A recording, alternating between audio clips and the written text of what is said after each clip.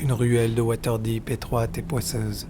La pluie s'infiltre entre les pavés et les enseignes grincent au vent. 3 silhouettes encapuchonnées glissent entre les ombres. L'une d'elles s'immobilise. Sa tête pivote brusquement. Un mouvement bien raide, trop précis pour être humain.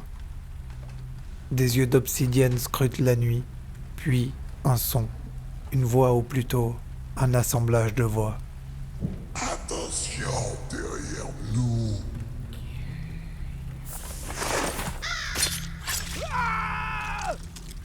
Les Kenku, des hommes corbeaux condamnés à l'imitation, incapables de créer, incapables même de parler autrement qu'en empruntant les sons des autres, des voleurs de voix, des échos vivants. Mais il fut un temps où les Kenku volaient, leur plumage capturait la lumière, leur chant traversait les cieux et leur magie rivalisait avec celle des mages célestes. Alors que s'est-il passé ? Quelle faute a pu leur coûter leurs ailes, leur voix et leur essence même ? C'est cette histoire que je vais vous raconter. Celle d'une malédiction divine, d'une chute irréversible et d'une espèce qui, privée de tout, a pourtant trouvé le moyen de survivre.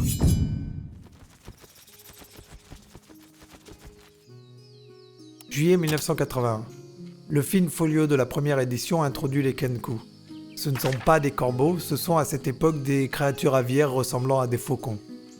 Entre 1m50 et 2m10, plumes brunes, bec acéré, avec des yeux jaunes brillants.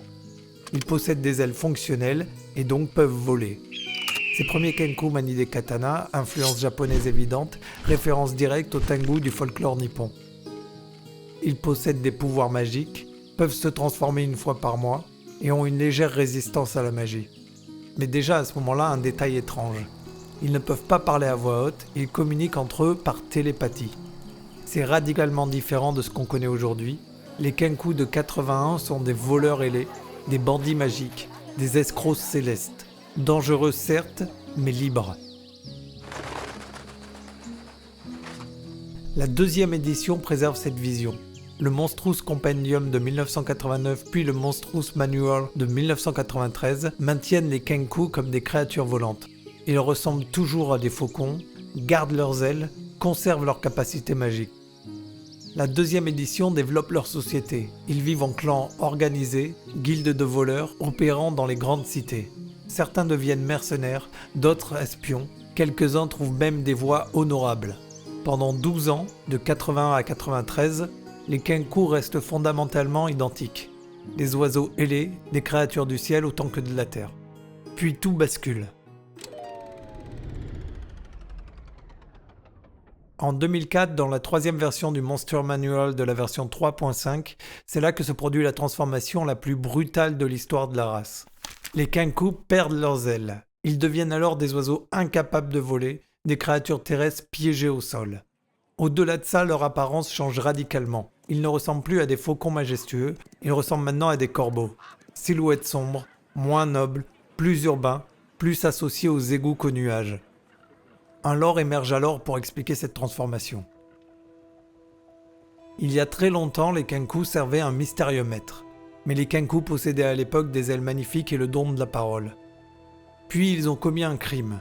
Volé quelque chose de précieux, trahi la confiance de leur maître, tenté de s'élever au-dessus de leurs conditions.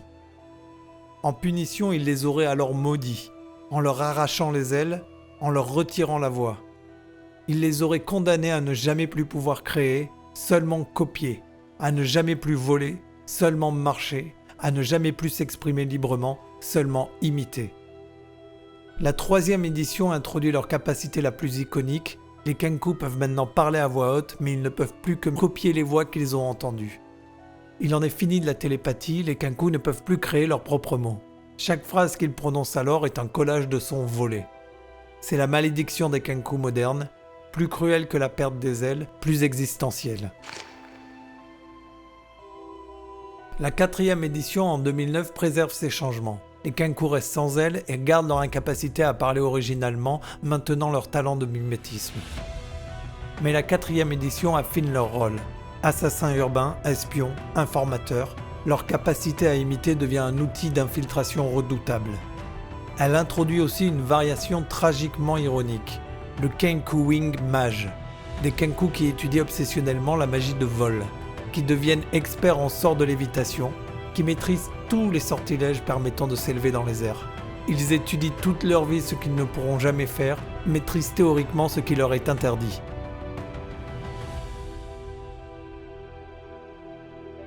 Puis arrive la 5e édition et en 2016, le Volos Guide to Monsters fait quelque chose de révolutionnaire. Les Kenku deviennent une race jouable officielle. Pour la première fois en 35 ans, vous pouvez incarner un Kenku, vivre sa malédiction de l'intérieur, explorer sa psychologie, chercher peut-être sa rédemption. Une question hante les Kenku depuis 2004. Qui était leur maître ? Cette ambiguïté est intentionnelle, elle permet à chaque maître des jeux de choisir sa vérité, de créer sa propre campagne de rédemption Kenku. De 1981 à 2025, 44 ans, les Kenku ont subi l'une des transformations les plus radicales de Donjons et Dragons. Ils sont passés de prédateurs célestes à charognards terrestres. Mais ils ont gagné quelque chose aussi. Une profondeur tragique qui les rend inoubliables. Leur malédiction les humanise. Leur adaptation montre leur ingéniosité. Leur quête de rédemption les rend héroïques malgré eux. Les Kenku représentent quelque chose d'universel, la perte, la résilience, l'idée que même diminués, même maudits, même privés de ce qui nous définissait, nous continuons, nous survivons, nous trouvons de nouvelles façons d'exister. Les Kenku ne peuvent plus voler dans les cieux, mais peut-être dans votre prochaine campagne, l'un d'eux retrouvera-t-il enfin ses ailes perdues.